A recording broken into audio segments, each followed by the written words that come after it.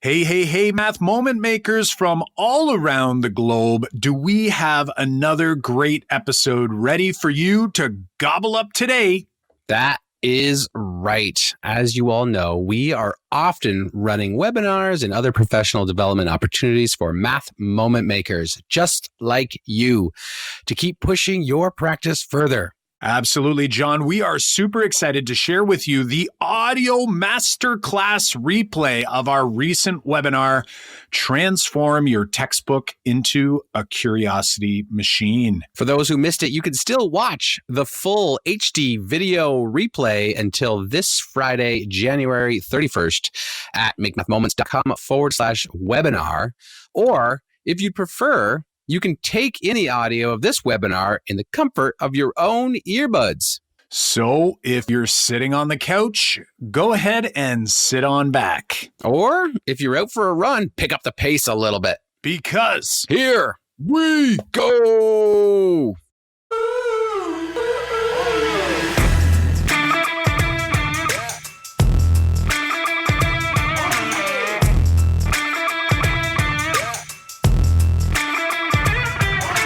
Welcome to the Making Math Moments That Matter podcast. I'm Kyle Pierce from tapintoteenminds.com. And I'm John Orr from mrorr-isageek.com. We are two math teachers who together, with you, the community of math moment makers worldwide who want to build and deliver math lessons that spark engagement, fuel learning, and ignite teacher action. Welcome, everyone. It is episode number 61. Transform your textbook into a curiosity machine, the masterclass.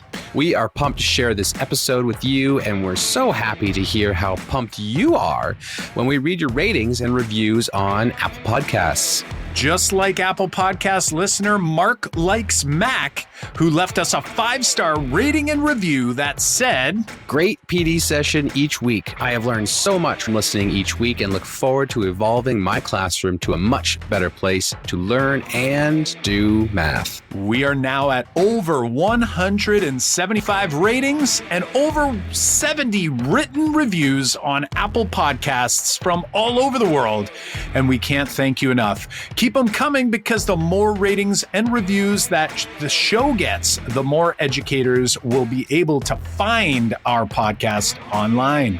All right, before we dive into this audio masterclass, this episode is being released just 5 days before our January 31st, 2020 registration closing date for our 12-week self-paced Making Math Moments That Matter online workshop. Yes, that's right. Our online workshop is designed to take your learning from today's audio masterclass on sparking curiosity with your textbook using the curiosity path step by step through the Making Math Moments 3-part framework. Yes, if you are ready to take a deep dive into teaching through problem solving to create resilient problem solvers who can reason through problems, then this is the online workshop for you. If you're interested in learning more about registering, be sure to check out makemathmoments.com/online workshop. If you're listening after the spring 2020 registration closing date, you can still head to that same link, makemathmoments.com/online workshop, to join the waiting list in order to get notified for your next opportunity to participate. That's makemathmoments.com/online workshop. All right, let's dive into the learning. All right, everybody. How are we doing this evening? We are super excited. Yes, we're ready. Let's do this. Yes. Boom. Other one. Oh, yeah. that was awkward. Now, are you ready? Can you hear us in there? Let's see. Yeah. We're checking the chat messages out right now. Can you hear us? Jeez. There. Okay. Whoa, there we go. They're in. They're ready for this. Awesome stuff. Fantastic. Awesome stuff. We are super glad that you have joined us and taken part of your evening out. So honored that you chose to join us here for our live webinar. Kyle and I are here in Bell River, Ontario, coming at you live right now. I think we're ready to rock and roll. Because you are with us, I think you felt a little bit like our image on the screen here before, where maybe you felt like you've been going through your course, maybe feeling a little math resource blind. I think we've all been there. I know I was there for a lot of my career, especially in the early goings, especially when I was teaching a new course or a new grade, when it's kind of like the first time traversing in that area. I was really using textbooks and worksheets and really just kind of blindly following those and sort of hoping that someone had sort of taken care of things for me, including the curriculum. And unfortunately, we hear all these messages about ditching the textbook. So a lot of people feel this pressure. A lot of educators are feeling the pressure that using a textbook's not helpful anymore, or using worksheets is not allowed anymore, or it's not engaging, and you can't do anything with that sort of resource. Well, we're here to tell you that that's not actually the answer. We know, and we felt this way ourselves. So we're actually going to put ourselves on the line here. There we are, and there's those bags. We have gone through the majority of our career feeling this way. And sometimes at the end of a course or at the end of a semester, we felt like, it worked out okay. I would change a few things, but then other times you just sort of go, wow, I wish I could do that all over again. I'm sure you've been there before. So we're going to get to how we can transform textbook problems into curious problems that kids want to solve. We want to make it into a curiosity machine. So that's going to be what you want to stick around for. But what else do you want them to stick around for? Why should they stick around, John? What do you think? Other than getting some great benefits that we're going to talk about in a moment, we are giving away some prizes to anyone who showed up here live. So that is you guys. You guys are here live. So we have 3 different giveaways as we go through this webinar. One of them is a $50 value, which we'll talk about in a little bit later. We're going to kind of keep these a little bit hidden. We got some curiosity building right here. I like that. Another $60 value giveaway, and finally the grand prize here, a $297 value giveaway. So those will be coming up spaced out throughout the webinar for the next hour. So stick with us. Kyle, what are we going to learn here about transforming our textbooks? Yeah, giveaways are great, but let's be honest, you're not sticking around just for the chance to win 3 things, but that's a nice little bonus. But what we're hoping that you're going to walk away with, we want to give you the ability to engage your students using resources you already have. There's nothing worse than feeling like you have to sort of like ditch or abandon everything that you're doing and start from scratch. We don't want you doing that. We want you to slowly massage and transform what we're already doing. What else are we going to do there, John? What we want you to get out of this is how you can take that textbook, the textbook problems we already have access to, or the resources you already have access to, and modify them. And we're going to show you how to do that. Modify these so that they can spark curiosity in your students. Perfect. And in particular, how we're going to do that is through the curiosity path. Some of you might be familiar with it if you've seen things like our 3-part framework. That is from the framework. We're going to take a deep dive there. We're going to touch on the other parts of the framework, but in an hour, we don't have a ton of time to get it all done. So that's something we're going to do. What else happens when we engage students and we give them problems that are worth solving? Yeah, John? so when we get problems that are worth solving, what happens is we learn a lot about our kids, especially when we give them the freedom to engage in a solution that they're coming up with. So while we go through the curiosity path and talk about how to transform the textbook, we're going to talk about some formative assessment techniques that come along the way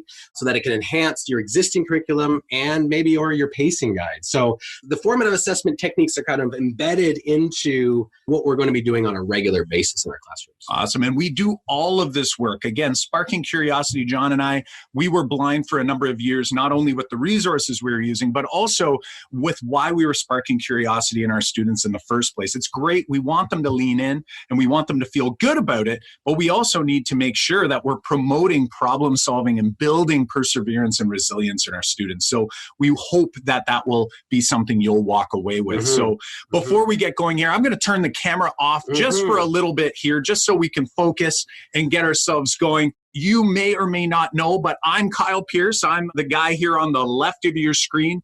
I have a website called tapintoteenminds.com, and John and I came together to put together the Making Math Moments That Matter framework. And this is Mr. Orr. John, where are you from? Yeah, so my name's John Orr, and I live just around the corner from Kyle in Tilbury, Ontario, a small town with my wife and 3 daughters. That's right, I have 3 daughters. Woo. And I occasionally write on mrorr-isageek.com, but Kyle is right that we came together, not because we were in close proximity, but that was a benefit, to talk about how we can change our math classrooms. You may have heard of another thing that we have on the go on this kind of ongoing mission that we want to provide the best possible professional development to as many teachers as we can from all over the world. And one way we do that is through the Make Math Moments podcast, where we interview guests who are like authors or big thinkers. We interview in-practice teachers to talk about struggles they have. And Kyle and I share our wisdom in other episodes. So, and actually, I think some of our guests from the podcast are actually here. I see Rob Bears here. Oh, nice. I think I saw Alice Aspinall in the room. So hopefully she says hello again. Rob is saying, check out episode 54. Yeah, there you go. He's advertising there. Oh, Catrian's here as well. Episode 8, rock and roll. So the Math Moment Maker community is alive and well. Alice, I do want to give a special shout out to Alice, not only because we're colleagues from my district, Greater Essex County District School Board, but also a rocking author who's created and really helping move the mindset of math students through her book, Everyone Can Learn Math. So check that out. And one other thing that we try to do to spread the PD love, some of you may or may not have participated in our virtual summit, our first ever. We hope it's going to be an annual event. So we are really excited to hopefully bring back many of the same speakers, but also some new speakers into that realm so that we can share the math PD love around the world. Which is one of, like I said before, it's one of our main objectives here is, like in this webinar right now, it's to provide professional development for people who might not always get it on a regular basis. I know I can't always travel to a conference to get great PD. That's where the virtual summit came from. That's where the podcast goes and this particular webinar. So we were really looking forward to sharing with you tonight. Awesome.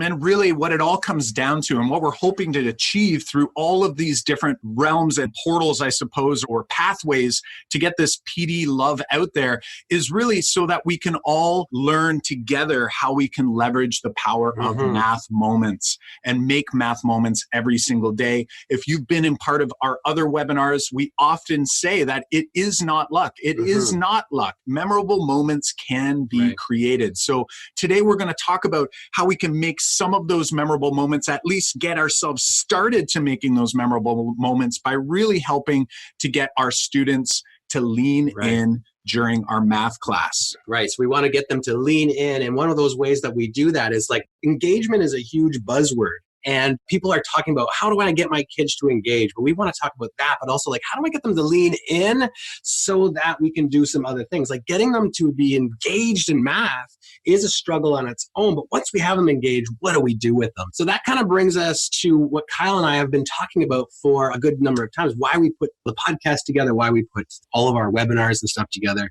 is we're building off our 3-part framework, which is in 3 parts, not 3 parts in order, but 3 parts to building moments in your math class that kids will remember, but these are like specific lessons. So how do you build a specific lesson? We've got like 3 parts that we want to think about. One first part is that how do you get kids to lean in? And that's what this particular webinar is going to be about. How can we engage kids so that they lean in? And in one way we're going to do that tonight is to transform the textbook resources. And so that once they're leaning in, Kyle, yeah, so that we can actually fuel their sense making, because that's something we've left on the table for so many years. We got so hyper-focused on sparking curiosity. We wanted to make math an enjoyable experience. Definitely something we still really believe is important. We have to do these things. But then it was like, oh, geez, we're not actually making sense of the math. So we're going to talk to that and speak to that in just a moment. But something else we want to make sure that people get is that we want to be able to give you the opportunity to take problems like what you see up on the screen and turn it into a curious task. And we don't want you to get the wrong idea, because for a lot of years, we would get people saying, well, it's easy for you guys to say because you guys know how to make videos. of Right. engaging math scenarios. And I would argue that while I love it, it's a personal hobby of mine to create media-rich tasks. That's one way to spark curiosity, but it's not the only way. And it's not something that we necessarily do every single day. We have to leverage other opportunities to spark curiosity why as not, well. right? Like, why not? And so it's like, this is a pretty typical task that you might find in a textbook. And we're going to argue, and we have argued in the past, that a problem like this exists in so many different grade levels. Patterning problem is pretty common amongst many grade levels, from middle school to high school to. But on its surface, is it that? Right. Like, are you am I leaning in to solve this problem? What about this problem too? Like, this is a problem from here in Ontario, one of our standardized assessment release materials. And we teach with these materials because we have them readily available. And why not? We should access readily available resources. But there's nothing like making me want to solve this problem. And I'm not sure, I guess, Kyle, I should have researched where this quote was from. But it's like, I've heard someone say once that when we start lessons by saying, hey, kids, we're going to solve this problem, we're really asking kids to answer questions that no one was asking. Right, absolutely. And when I look at this as well, we want to also articulate that the math underneath these problems, the first visual problem, that visual pattern problem, as well as this one here, this standardized test problem, the math is very rich here. But the problem is, how do we get kids to want to do this? And then also, how do we craft our questioning to ensure that we're going to be asking students so that they can leverage some mathematical models, so that they can fuel sense making and not just turn this into an answer getting problem, right? Here's another example. Again, just another, the first two we're going to be looking at deeply today. We may not get time to get through this particular one. Right. We're going to make them over. Yeah, and we're going to do a makeover, and we're going to show some ways that we might be able to do this without having to necessarily film an entire video or anything along those lines. And then finally, here's one last example we have. This one's actually from a problem of the week from the University of Waterloo. Again, it's a problem when you read it on its surface. Some students might even just zone out as soon as they see all the text there. But right here, there's a very rich math problem underneath the surface here. So again, the messaging we've heard over time is that we should ditch the textbook. Right. We want to engage kids, get rid of it. Right. It's like these questions, right, that we're seeing from the textbook, this is what's causing people, because there's like no engagement in when you start with those problems. No wonder people are saying we should throw out all these textbooks if we want to engage our students. And also, it's like when you're teaching straight from the textbook, you're teaching with this like bag on your head, which is what we've been talking about and how we kind of put the idea of teaching through textbooks out there is that, you know, when you teach exclusively through a textbook, it's like, I'm going to follow this plan to a T. And I did this, Kyle. When I first started teaching, I would put those 4 problems up that we just saw. I would put them up on the board and say, kids, I'm going to teach you how to solve this problem today, because I thought that by showing them every step of the way, that they would become good problem solvers. I wasn't really thinking about engagement at the time because I felt like my class was engaged. And when I reflect back on it, I wasn't engaging them with the math or the mathematics, or the problem itself wasn't engaging.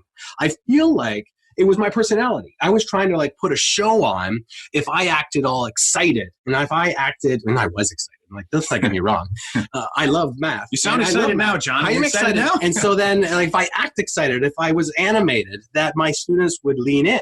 And it wasn't the math or the task, it was me. Like, we shouldn't have to put on a show. We can get this engagement in other ways.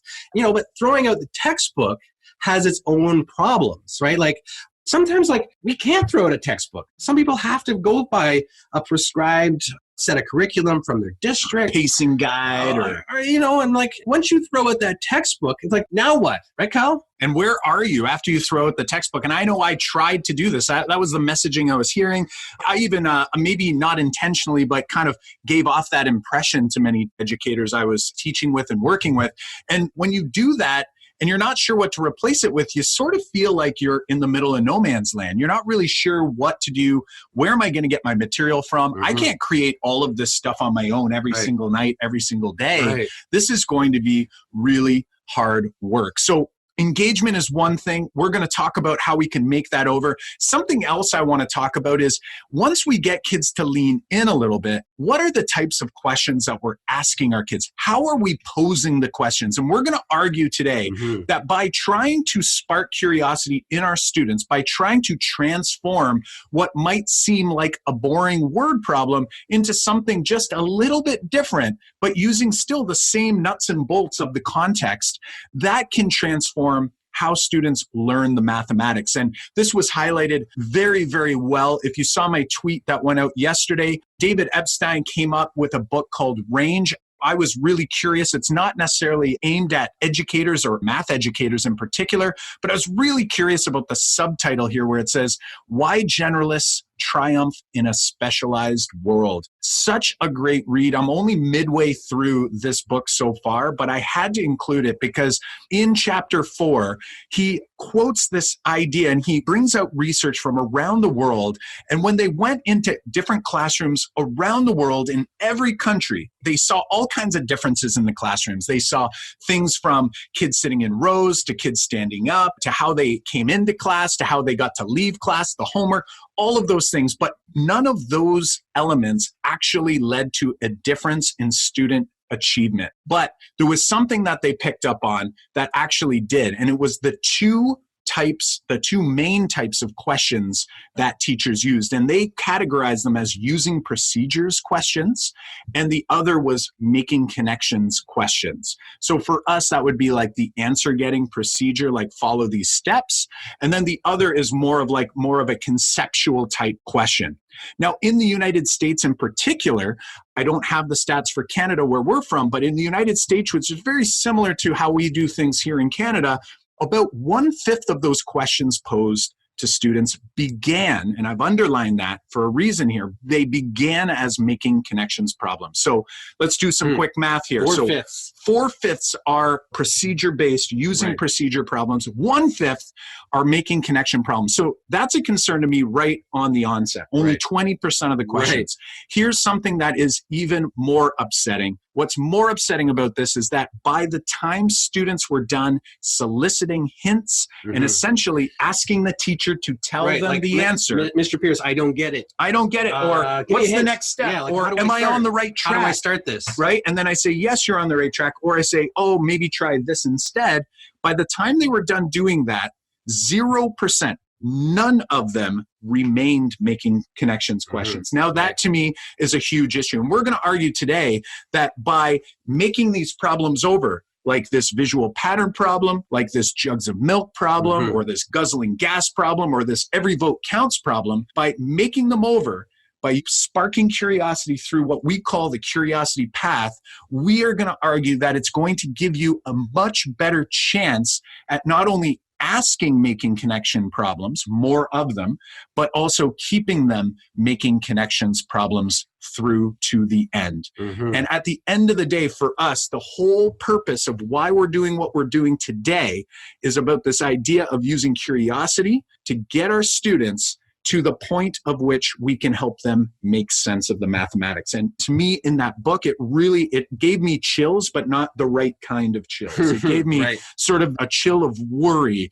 that that's what's happening in our math classrooms. And we don't mean to do it. We're not trying to do any of this work. We are just trying to help our students, and inadvertently, oftentimes we're funneling them to making procedures. So we want to pause here and give you an action item. Let's pause here before we go into making over a couple of those tasks that we outlined.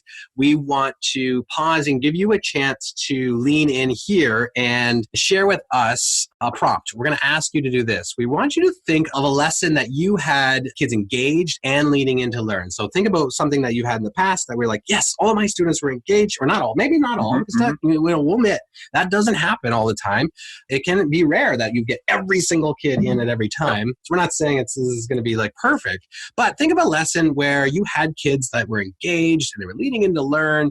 We want you to type into the chat box right now what you think made that lesson engaging. Okay, so think about the lesson that was, you don't have to describe the lesson to us. We just want you to comment on what you think made it engaging. And then what we do in our webinars, if you've been in our webinar before, we're going to give away our first prize, which is this book right here by Lana Horn, and it's called Motivated. She wrote this book. I was talking with her because I sat in a session by Lana last year at OAME 2019, and she said that she's written it, and it's really like, it's great because if you are a fan of the 5 practices for orchestrating productive mathematical discussion, Which we are for sure. Lana said she wrote it kind of like in conjunction with that. It's like, if you read that, you're going to really like this because it kind of takes that one step further. And so she talked about that in the session that I was in. So how we select a winner is, as you type, what Kyle's going to do, he's going to scroll through, and then I will close my eyes and I will randomly point to one of the comments, and we'll read that out loud here, and we'll read your name, and then we'll say, hey, you're the winner. And if we pick you, the only thing we ask for you to win is because we'll mail this book out to you. We're going to ask you to email us right after and say, hey, I'm so-and-so, and I won the book. And then we will email it to you, or not email it, we'll mail it directly to your house. Yeah, I would try to email it, but that might take a while. All right, we're giving you an opportunity. We see them all coming in, and we're going to do a little random. I'm just going to scroll. Right. You want to do the picking? You'll do the pointing? I'll do the pointing. All right, so John's going to get ready. When you're ready, I'm going to stop. I'm ready. Go. And who's that? Ben Newman. Ben Newman. Now, Ben says, so remember we were answering like what made this particular lesson engaging. Ben says, we were measuring teachers' heights in terms of stacked plastic cups. I've done that lesson. That's not bad lesson. Yeah. To introduce algebraic expressions. I first saw that lesson by Dan Meyer on his website. Absolutely. To introduce algebraic expressions. Students were encouraged to stand up and write on the walls, hands on.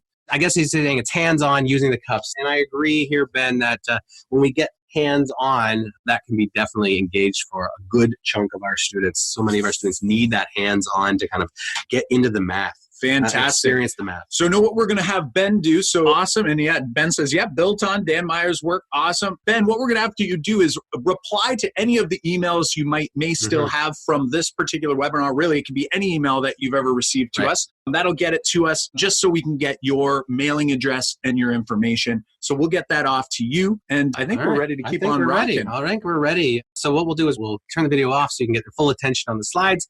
And we are ready to dive back into the first part of our 3-part framework. We're only going to talk about the first part tonight, which is transforming these textbook problems. So what we'll do is we're going to walk through how we've made over this particular textbook problem into a task that is way more curious, way more engaging for students, which leads to so many things. What we found in the past, it leads to changing the dynamic in your classroom. It leads to you getting so much assessment information on your students. It's not only are we going to change it so it's engaging, but we actually change it so that it's engaging. That actually leads into the fueling sense-making portion. All right. Kyle, do you want to start us off here? Yeah, so when we're looking at this particular problem, there's a lot going on here. And again, pretty low floor patterning task here. You can use this in very young grades. You can use it as a start in maybe older grades if, let's say, you want to get more algebraic and you just want to make sure that like everybody's on the same page.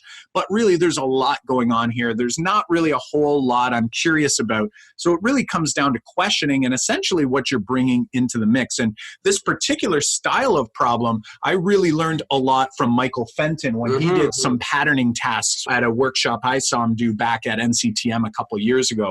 And so we've taken this and we've really tried to figure out when we look at all these different tasks out there that are engaging, like what's going on, what's in common. And for this particular one, if we were to like strip away all of this stuff and we were to just start with this and we were to ask students like what might come next, that is where you get kids to kind of go like, what's going on here? Like, what is coming next? Like, what are we doing here? I don't even know that this is a patterning task. But again, just totally stripping this away and really trying to build towards what it is we're trying to get the students after. So we can give them an opportunity to think that through.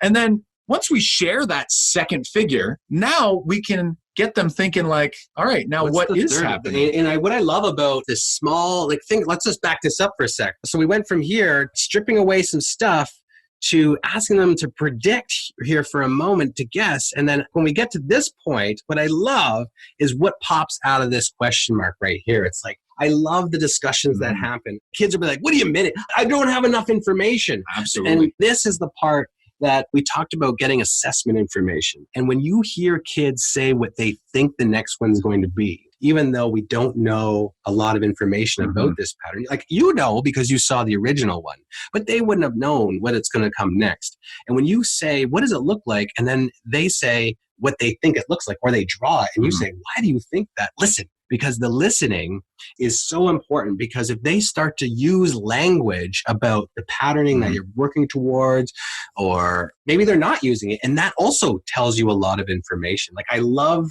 this part of stripping things away and making that prediction. And so when you see it, and I walk around the room and I see students maybe building this with tiles, or they could be drawing it. Some students might add to, some students might make 8 because maybe they think it's a doubling pattern. They don't know what's going on here. And it gives you an opportunity for them to really kind of argue this thing out, kind of math fight this out of what might be coming next. And the beauty is here is they're all correct at this point, right? Because we don't know what the pattern rule is yet. So it's really a what might come next. And really everyone has a say here. So this allows everyone to have an opportunity.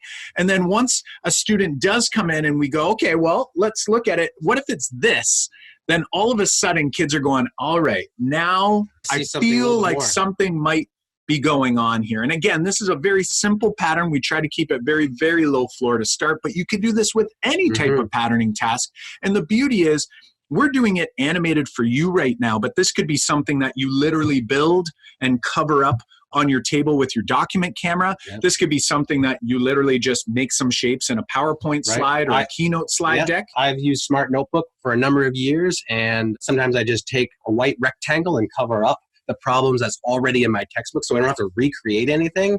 I just cover up pictures that I've already used a Smart Notebook capture picture with, for like, if you can do that with your, say, PDF of your textbook, that works great. You do not need to recreate these. You can just cover things up. And the beauty is here is that we are not going to essentially set students up for using procedures type problems like we had seen in the quote earlier. Here, we're really trying to get them thinking and reasoning and sharing. So we're giving them an opportunity on so many levels to think this through, rather than us seeing it all out there and sort of ruining the curiosity right from the start. So as students start to build this thing out, you'll see that they'll eventually come up with a fourth figure. And now we still have not revealed as much information as we had done in that original. There's no question right problem. now Still nothing. And now where we're going to take a slight shift here is how we ask the first question. I suppose we've already asked the first questions of showing us what they think it looks like. Something else we want to articulate as well is that here we're not worried about the number of squares yet. We're worried about what it looks like. So we're really getting them to think about what's happening geometrically, not just what's happening numerically, which I think I missed the boat on for a great portion of my career when working with practice. Yeah, like, so think about the questions that the textbook would have laid out. Now, the textbook has to do that because it's in print. They can't take a whole page and then write one question on it and then move on to the next page. But think about what we're doing here is that the fact that we're not laying all those questions out, it's the saying like, well, what's going to be on figure 17 or figure 21 or figure 103, or having them like make a table, telling them how to do it. The fact that they're going to describe how this pattern looks, that's a very carefully chosen words, because now it's like, I'm going to describe this. Kyle, this might have been like the fourth question down in a textbook problem. It's like, what is this pattern doing? And then it's like, what would you write in words? And you might skip over that. Kid might skip over that because you don't emphasize it. But let's start with that, because this is where the leaning in is happening. This is where the discussions start to happen. This is where your classroom dynamic actually starts to change, because most of the time when I taught from a textbook and I didn't modify the textbook problems, my students would just wait for me to tell them how to do the problems. But now you're opening the doors to allowing their voice to be heard in the classroom. They could be talking to their peers. They could be talking out loud to the group. You could be doing a think, pair, share right here. But this changes the dynamic in the room to say, like, we value what's going to be happening here by you, and we're not going to be just listening to the teacher to do everything. Yeah, and we're going to give them this opportunity to really kind of build language, like John's saying. We're going to help them, like we're building this idea of making predictions.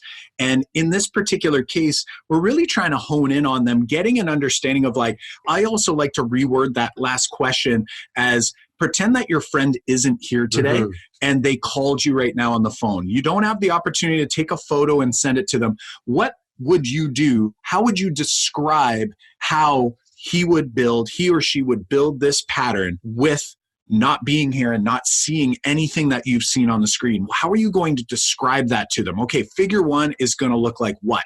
What's figure 2 going to look like? It doesn't really help that student if you just say, well, it's 2, 4, 6, 8.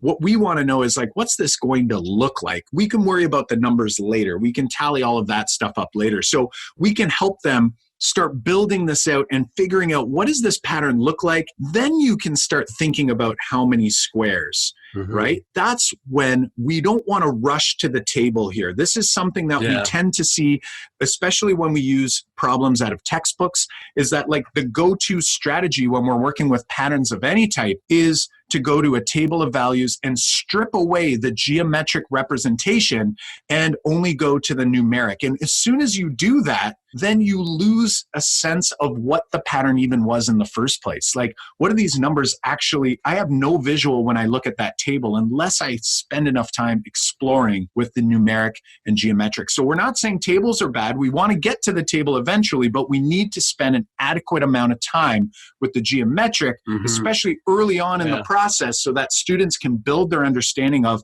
where these numbers are coming from, that it's not just a numeric pattern. There's actually a geometric pattern underpinning what's going on, underpinning that symbolic representation. And what I love about seeing the geometric pattern, and I was a teacher that was dead set, like, let's go to a table. It's the most efficient way. It's the most way we can get this linear equation if we need to.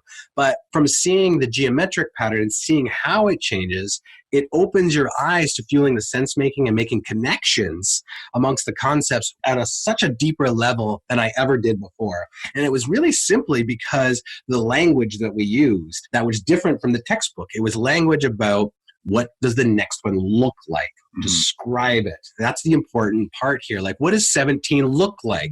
Because if you can describe 17, you're on your way to generalizing. Because if you can describe 17, you can probably describe 100. And if you can describe step 100, you could probably describe step N for like any number. And that's huge to start building towards maybe the learning goal that you're looking at, which is, in this particular textbook problem at the very beginning, was building this equation out. And when you think about that, that's kind of a scary task for a lot of students when they see it. It's like, as soon as they see like algebraic expression, that's kind of scary. But once they've described this in words and what it looks like, the rest is much, much more easy, much more palatable for the students to understand. So if we were to look at this, and I know it's not going to look as clear in a student solution on their desk, but in reality, if they wanted to figure out, like in general, or let's say term 17 or figure number 17 or whatever term number you're looking for, really, we need to get them to describe what's going on. It might sound kind of like this, going up by 2 every time. Kids might say going up by 2, but where is the 2? Exactly. We need them to start highlighting like what's actually happening. So even though there's 2 squares there, like let's look at what's actually happening here. In the first, we have one row or one group of 2, and you would have to describe that visually, that it's actually a row. It's not a column, like it's horizontal instead of vertical. And then like what's happening in the next case? Well, if it's going up by 2, I'm actually adding another group of 2. I'm adding another group of 2. You can actually see this array building, which is really based off of this early multiplication idea that we work on in very young grades, that we can now start thinking algebraically. We can work through that additive to multiplicative all the way to algebraic thinking. And we can start to say, okay, so what's going on with number 17? And this is where students can start to make connections with this pattern. And they start to see that, well, you know what?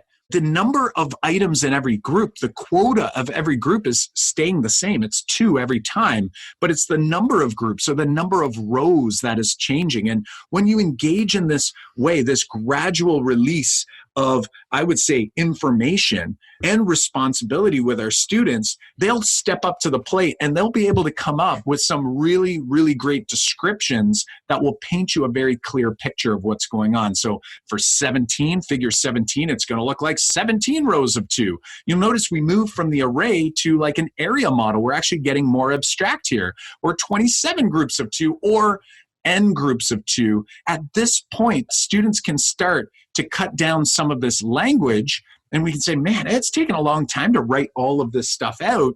We could actually start using some, so we'll call it like short form notation, or we could call it trying to essentially like weasel around actually spending all the time that we need to write out all the words. And that's the beauty of mathematics. We can use symbols that'll cut down on writing out a full story of what's actually happening. So with this particular problem, think about all the different problems that we've answered beyond A, B, and C in this particular case, that we may not have gotten to with every student simply because they didn't feel like they were able to access it. So what we've actually done here is we've made this over with the curiosity path. John, what actually happened here if we were to highlight this? So the curiosity path is built on many other teachers' ideas, and we've kind of packaged it into one kind of flow that we want to think about when we go to make over tasks or create tasks to begin with in the first place.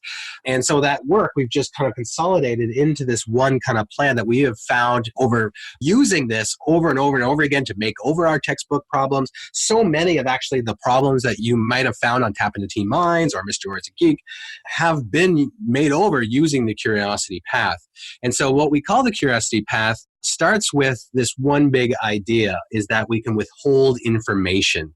You'll notice that that's the very first thing we did in this task. And we're going to actually rock back through that task that we just did, showing where and what points we did. After we withhold information, like stripping things away, because, Dan Meyer said that you can always add, but you can't subtract. Like once kids see those questions, they can't unsee them. And so when they see them, they're like, okay, well, we know what we're supposed to do here. We know what math we're supposed to try here.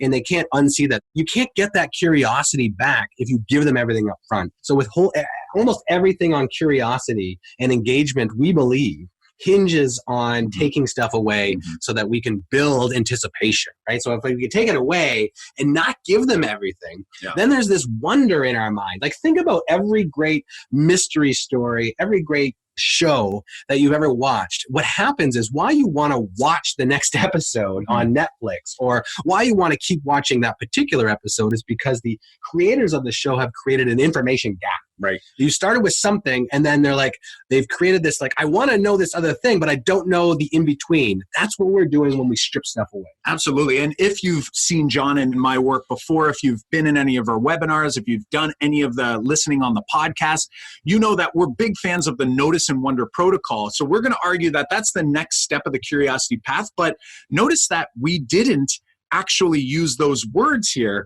We created a Notice and Wonder moment, but it was built into the experience. So although we talk about noticing and wonder a lot, it doesn't necessarily mean those words are coming out of our mouth. We didn't stop and say, everyone notice and wonder. We created that anticipation that sort of almost built it in this particular scenario.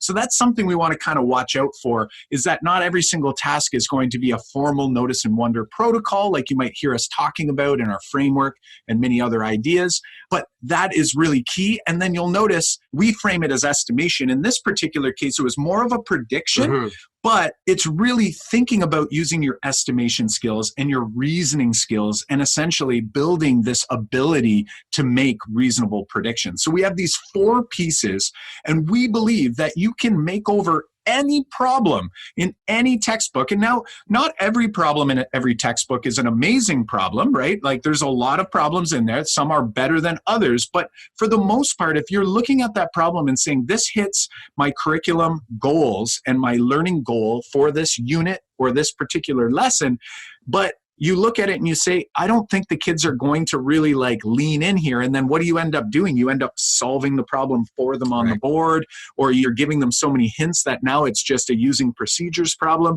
Think about the curiosity path and how you can take that problem and what you can do to strip away that information and build that anticipation to work our way towards estimation and predicting. So this particular problem, when we look at it initially, we're going to give it the red light on all of these pieces because there was just way too much stuff going on. If we just cut out B and C, I used to do this all the time on Smart Notebook. I'm going to hide B and C. That was like me starting to see this idea of withholding information. Like, okay, let's just look at the first chunk. All right, so I'm withholding a little bit of information in that particular case, but have I built anticipation? I'm going to say kind of wonky. Yeah, it's kind of like I maybe predict what figure 5 is going to look like, but I'm not like, I really want to know. Yeah, like, are you really noticing and wondering here? Like, probably not yet, right? Could you estimate? I suppose you could. Right. Could we do better? I think so. We could, right? So what did we do? We actually stripped it all away. And when we got to this point, we didn't even tell kids it was visual pattern. I wouldn't even show, we're not going to name this problem initially. Like, we can now turn the anticipation as at least some kids their anticipation might be like, what the heck are we doing? That's completely fine. That is better than disengaging completely. Mm-hmm. Now we give them this opportunity to notice and wonder, even though it was done so informally. Mm-hmm. And now we're getting them predicting, which is kind of that estimation stage. So while a lot of times the tasks kind of look like this way, like this method of like notice and wonder. So sometimes that's the way you see it initially. If you see someone do this, you see them start with a notice and wonder, or like, let's wonder about what's going to happen here, which leads to the anticipation. And then you think about, we do need withholding information, but it actually flows in the reverse direction. You have to start with withholding information so that you can build that anticipation. Yeah, and we would argue that the success of any notice and wonder, if you want kids noticing and wondering in your class, and it might just be something you want them to just do automatically, it becomes something that happens in the culture of your classroom. It really does hinge on how effectively that task creates the feeling of anticipation. And how do we create anticipation? Well, we do it by withholding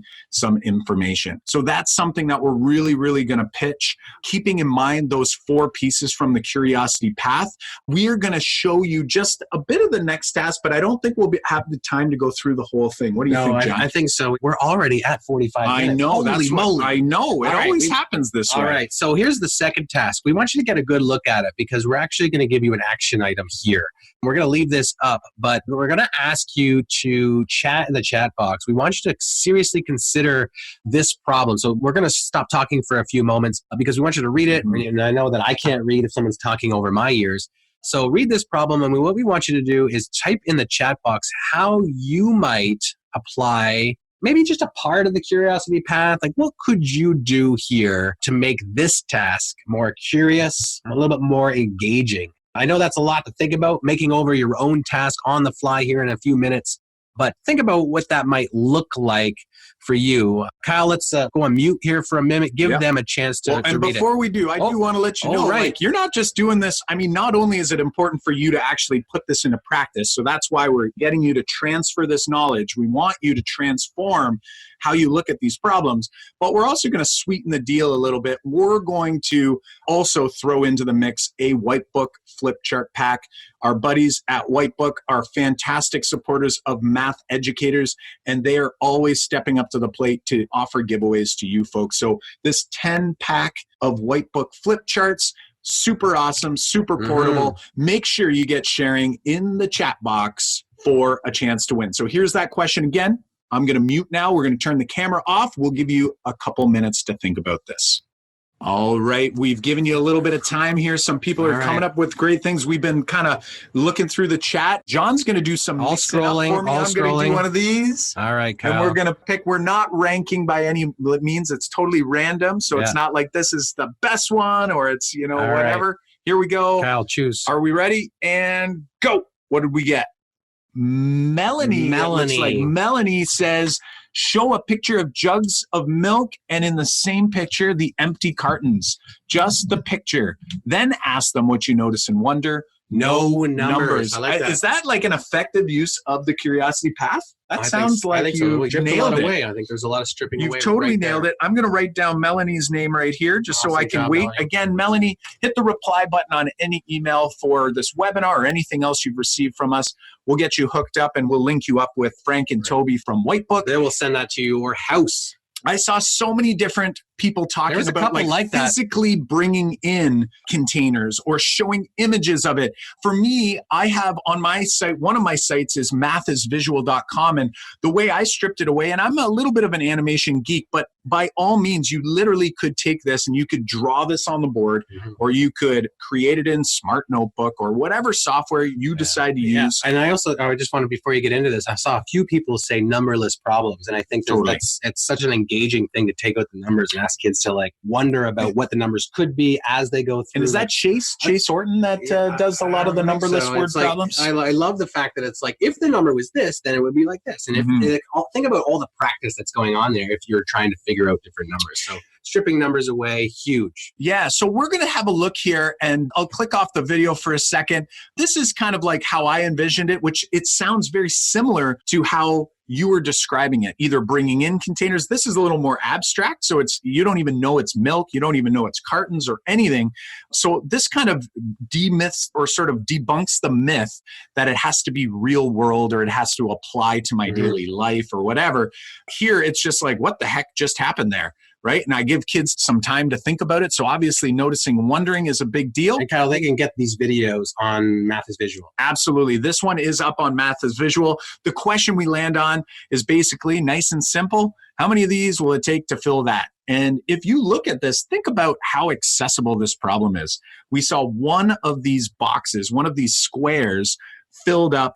Now, this is the beautiful part. Can we estimate here? We absolutely can, because I'm looking at this going like, oh my gosh, I can see, and a lot of kids will nail it and say, oh, I think it's going to be 1/6 of the container or whatever that quantity is. This is that assessment piece, right? So listen to those strategies. That's like one of the greatest part of the estimate is, why do you think that, right? Like, tell me where this is coming from, because you're going to listen. They have problem-solving strategies will be popping out as those students estimate. And absolutely, like when you think about when we ask these types of problems, there's so much discussion and you learn so much about what kids are doing.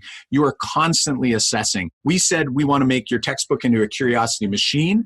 We're going to argue that not only by doing this is it making it a curiosity machine, it's a making connections machine, and it's also a formative assessment machine. So by doing this work, we can actually give students this opportunity to engage in problems. And at this point, it's like they have so much skin in the game that now they're really curious. And the beauty is here, before I even give them this information, I'm telling them like how many jugs that can actually fit in here. You can see here, there's the 6 jugs going in. The beauty is they've already engaged in tons of reasoning and we haven't even gotten to the real problem yet. The real problem is how many of these can you fit or fill with this, which is essentially the 6 jugs, my big container, and my little cartons. And now they have to go and do that estimating all over again. So like I'm saying prediction, it's really more of an estimate in this particular case. And after that, we can give them the information. If I know that each jug is 4 liters, I'm going to give them an opportunity. And I tell you, each carton is 250 milliliters. Have at her. What are you going to do now? And here's the beauty is that I need you to convince me. You can't come up to me and say, is this right? Because I'm going to say, I don't know. I'm going to walk away and I'm going to have you go discuss with another student. So this is an opportunity for kids to really engage in the fueling sense-making process. And with this particular task, we have such a blast doing it. The beauty with this task as well is that there is a lot of visual solutions that we provide as well as mathematical models. So for example, when kids are done, they can use any strategy, any method that they choose, and then they'll actually get to see what happens. Now, I can't always do this. We're not going to argue that every problem in your textbook, you're going to have this opportunity to actually find the jugs you need or whatever it is. But it is nice that there are so many tasks out there with so many people that are sharing them that you can actually lean on them for some of this curiosity making, but don't go overboard and actually plan your entire evening around trying to make these last sort of reveal type videos. Yeah, in one respect that when we're solving problems, and I used to do this all the time, is that I used to rob students of thinking. And it is because I really wanted to help them so much. And when you're going through tasks like this, where you're asking them to go through the curiosity path, there's a strong temptation by you as a teacher to kind of like just give them more. Like you want to help them more. Like we've talked about in our previous webinars that when I first started doing tasks like this, I would get their curiosity going. And then what would I do next, Kyle? After I have some engagement in the class, I would just say, okay, let me show you how to do this. I would get impatient. I would say, like, instead of letting these solutions come out from them, and I know you have to resist that temptation because you will rob their thinking. And posing those questions are so important. Absolutely. So this ask more, tell less, I think is great. It really speaks to a book that we talk about called The Coaching Habit. And they say, stay more curious and stay curious just a little longer, meaning ask kids questions. Don't be advice giving, right? In math class, we're constantly redirecting, constantly funneling them. And that is what's going to inhibit them from actually fueling their sense making. So think back to the book Range. When we think about that book and we think about that quote about what we do to our students and the types of questions we ask, that we end up using procedure problems out of everything. We need to give more attention to those making connection type problems, those conceptual problems, the ones that are going to allow students to use reasoning to solve problems in our classroom. And I'm going to argue here that you can't do that well unless you strip things away and made them predict and got them into it. Because once they're into it, then you can start to, like, that fueling sense making had already started happening. You were listening to their strategies. Now you can start fueling their sense making, which is our second part of the framework. And we don't have time to go into the second part tonight, but we teach all about how you can go deeper into math with your students.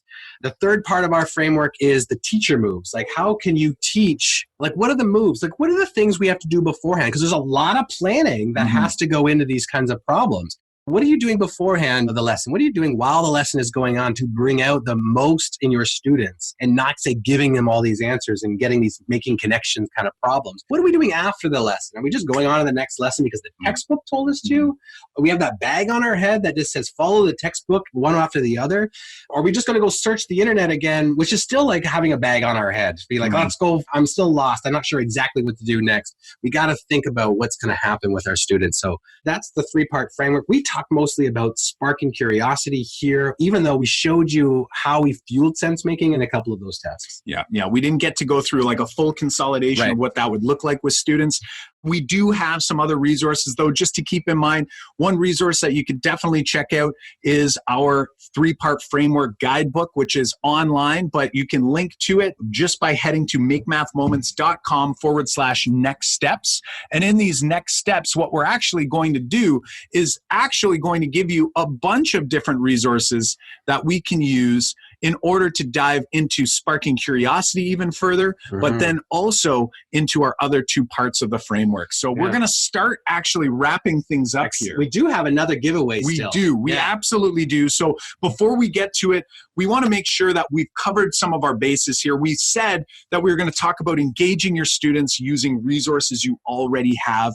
If you feel that you've gotten some of that out of this webinar, definitely say yes in that chat box. Right. John, we also talked about what? Yeah, like we hope that you got how you can modify the textbook problems and the exercises so that they can spark curiosity in your students. Again, give us a yes if you felt like we showed you how you can modify those textbook problems. Kyle, what else have we helped here with? Awesome. We hope that you saw the curiosity path in action. We did it with two problems. We had you do it with one to feel like you can actually do this on a regular basis, but also we scratched the surface on how we might ask questions, like getting kids to convince you and actually really deeply think in your math class. And we talked a little bit about formative assessment techniques, and the techniques themselves were from listening and we're from posing these questions like notice and wonder. So we hope that you've got some formative assessment techniques that enhance your existing curriculum. And that's the key thing here today is we do not have to be going to search or going to Teachers Pay Teachers. We do not have to be going anywhere to throw that textbook out. We can modify the resources we have. Please use those resources going forward. Kyle, let's do one more. This is where the giveaway comes in. Yeah, absolutely. And the last one was about resiliency. Just, again, the whole purpose is getting them problem solving, reasoning, proving, and I hope you saw that as well. So what we're going to have you do for our next giveaway, we'll tell you what the giveaway is in just a moment, but what is your biggest takeaway? We're going to have you type that into the chat box. You can start doing that now because you will. We're going to randomly select somebody for this last giveaway. Which is the big prize. Which is the big prize. You'll notice there's a link at the bottom of the screen, which is makemathmoments.com/next steps, which is going to land you the Curiosity Path cheat sheet. It's also going to give you links to our framework guidebook. Right. And what you're going to be putting your name in the hat for your biggest takeaway. So throw that into that chat box. You're going to be putting your name in the hat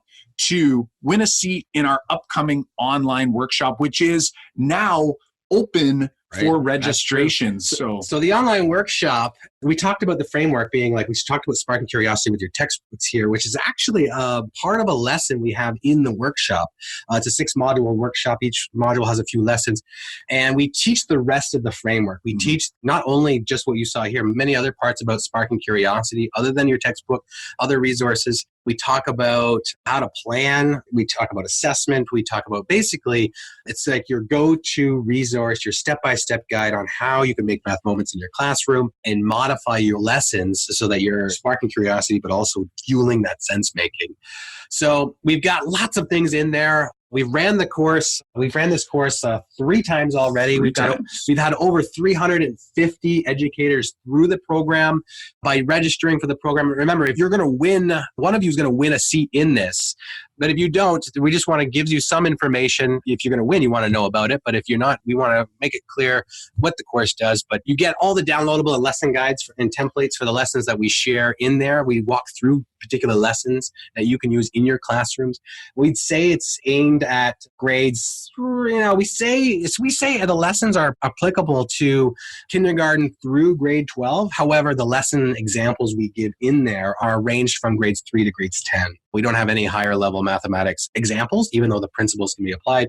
And also we don't have any lower level classes examples. But and I'm loving to see Catrienne is doing a big thumbs up. Thanks, Catrienne. It was awesome learning with you.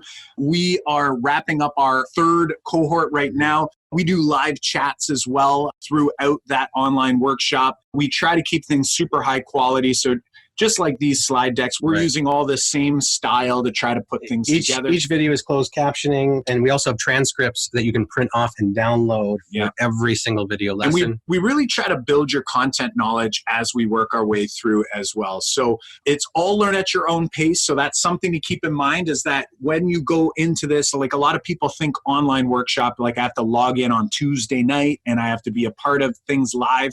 Not how it works. It's 12 weeks, but actually those who are registering, some people have registered now for it, and they've actually registered and they are already accessing the content. So it officially begins on February 3rd. Registration closes at the end of the month here in January, but those who have already registered, we already have, I think it's 17 people are opted in so far to join. We just opened the doors not too long ago, and 17 have already registered. So we have that ready to go. We typically have 100, 150, sometimes 200 people in there. So we're filling up, even though we just opened the doors here.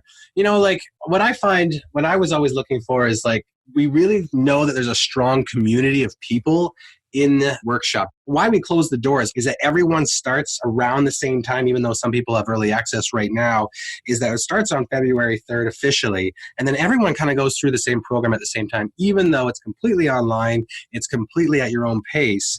But we love that people are going to be interacting with each other in kind of not live time, but relatively close together for each modules. We've had lots of people through the program.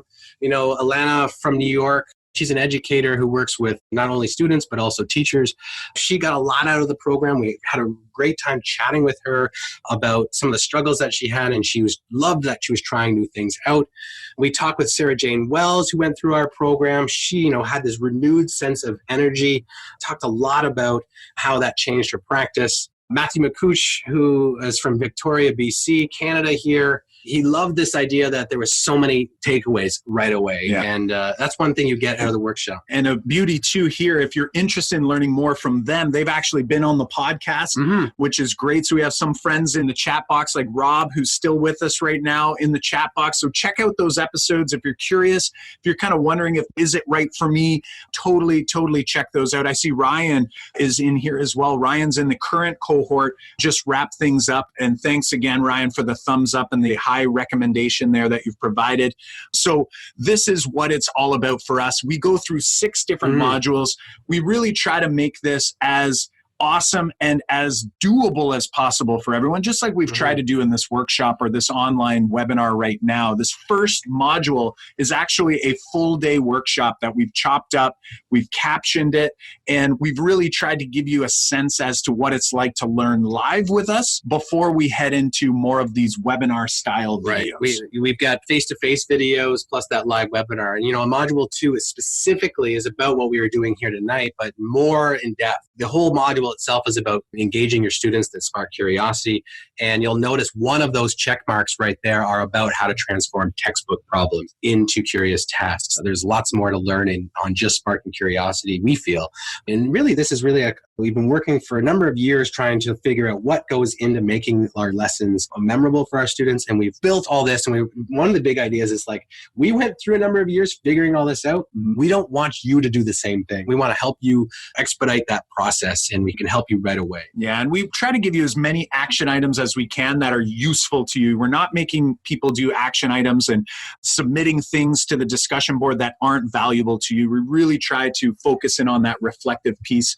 We want to make problem solving something that you're able to do on a daily basis with your students to build grit and perseverance. So we have a whole module dedicated to some of our go-to tools that we use for there. And in module 4, we actually build out this idea of teaching through problem solving. So using those tasks like we did today here in this webinar, but then how do we build this in to do that as our math lesson? This is not an add-on to math lessons. It's not after we take the note. It's how do we replace that process, that traditional practice of gradual release, and actually do this in an engaging manner? Yeah, and Module 5 is the Ignite portion of the 3-part framework. We go into all of the planning that needs to go in. What are the moves that we make beforehand? What are the moves that we make after? We walk through that process with you. We have a lot of templates that we use in our own classrooms with our students. We provide all of that to you in there too. And then finally, we try to get into that long-range planning, really dive deep into the igniting moves piece, which is the before, during, after. That's Module 5 and 6.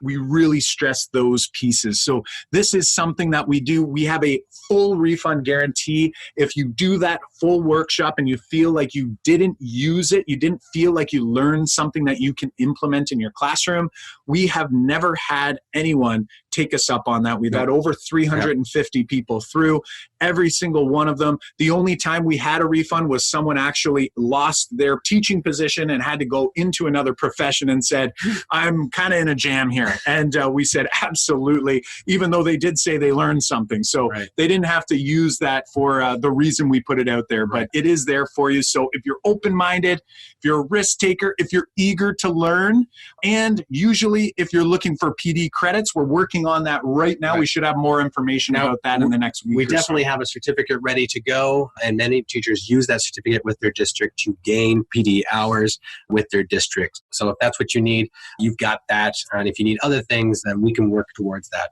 For those who are registering, like we said, we're at about 17 right now. For those who register in the first 20, we have some gifts available. So White Books has donated 20 flip chart packs, so 17 are accounted for. We got 3 left of that. So the next 3 people to register will get those flip charts, and they'll also get Braining Camp license, a 1-year Braining Camp license. That's for the first 100 registrants. Right. I like this software. It's a software on using digital manipulatives in class. So if you're using tiles, if you're using counters, if you're using algebra tiles, and you have access to iPads or Chromebooks, I use this in my classroom to demonstrate things, but also the kids use them to solve problems with. So we really like this. This is why we want to give it away as a bonus here. Yeah, and you'll also be getting a ton of things, bonuses for everyone who registers, as reference guides, tons of guides. We also have our digital Make Math Moments planner, which is something that really, once you take the workshop, you see this planner and you can actually start modifying and planning out your lessons using the templates that we provide there. So lots of love, lots of things for you to think about here. So we are about to pick our winner here So let's think about this. If you're interested and you want to get in on this action with us in the workshop, definitely check it out. We'll send more information to your email, but let's go ahead and pick the winner. All right, so for our free seat. So yeah, Kyle, why don't I pick this winner? So listen in, we're going to read it, your biggest takeaway of this particular webinar out loud, and then you'll email us like the others, and you'll say, I won the free seat into the workshop, and we will get you hooked up. Kyle, you ready? You scrolled some? No, not yet. Let me do a little bit of a mixer here. All right, let's do it. I think we're ready there, John. All right, here we go. Go and point. Boom, right there. It is Anne-Marie. Anne-Marie. I'm going to write down Anne-Marie. Anne-Marie says, now if there's two Anne-Maries, this Anne-Marie said, my biggest takeaway is how simple it is to strip down problems. I love the numberless problem idea. I always thought it to make more anticipation and curiosity, it would take a lot more prep work. But this is extremely doable. I agree. Once I started, it was quite easy, Anne-Marie. I agree there. So Anne-Marie, please email us, hit to reply on any of the emails we've sent and say, hey, I'm Anne-Marie. I won the workshop, and we will get you hooked up. You are in for this round. Awesome stuff. Yeah. And for those who are doing the next steps, we do have a little bit of time for Q&A for those who are interested to stick around. If not, totally cool. But also the next step piece, if you head and do that, we'll be sending you a link with an option to enter our giveaway for the online workshop. We are giving away 3 more seats through that giveaway. We're really encouraging people to share the webinar, get more people in on this textbook transformation. Also, Whitebook's giving away 3 more flip charts through this particular giveaway. So that's something that you'll get a link to your email once you hit the makemathmoments.com/next steps page. Hopefully, we'll see some of you in that online workshop. As mentioned, we are super excited. It's actually going to be the first time that we run it on our own platform, which is going to be inside of our academy area versus in grassroots workshops where we've run it in the past. So we're really eager to kind of keep the whole system together, which is great. So let's flip over to some Q&A there, John. So if you don't want to stick around, see you later. We're seeing some good nights. So thanks for joining us. As always, both John and I learn so much from each and every episode we do, even when we are hosting webinars. But in order to ensure that we hang on to any of that new learning, we need to find a way to reflect on what we've learned. An excellent way to ensure that this learning sticks is to reflect and create a plan for yourself to take action on something that you've picked up here along the way. You know, a great way to hold yourself accountable is to write it down, and even better, share it with someone, your partner, colleagues, or with the Math Moment Maker community by commenting on the show notes page or tagging at Make Math Moments on social media or in our free private Facebook group, Math Moment Makers, K through 12. Before we go, we want to let you know that if you're listening to this before the end of January 2020, that's January 31st, 2020, then you are cutting it close to joining us for our 12-week full online workshop experience. Our workshop is designed to walk you through step by step to help you teach through real-world problems and create those resilient problem solvers you're after. If you're interested in learning more about registering, or if you want to pass it on to an administrator or someone from your district for signing up via a purchase order, be sure to check out makemathmoments.com/online workshop. Even if you're listening after registration closes on this Friday, January 31st, 2020, you can still head to makemathmoments.com/online workshop to join the waiting list so that you'll be notified of your next opportunity to participate. That's makemathmoments.com/online workshop. In order to ensure you don't miss out on new episodes as they come out each week, Monday mornings at 5:30 a.m. Eastern Time, be sure to subscribe on your favorite podcast platform. And be sure to smash that 5-star rating button, as well as leave us a quick sentence or two in that review box to help us reach an even wider audience. Show notes and links can be found at makemathmoments.com/episode 61. Again, that's makemathmoments.com/episode 61. Until next time, I'm Kyle Pierce. And I'm John Orr. High fives for us. And high fives for you.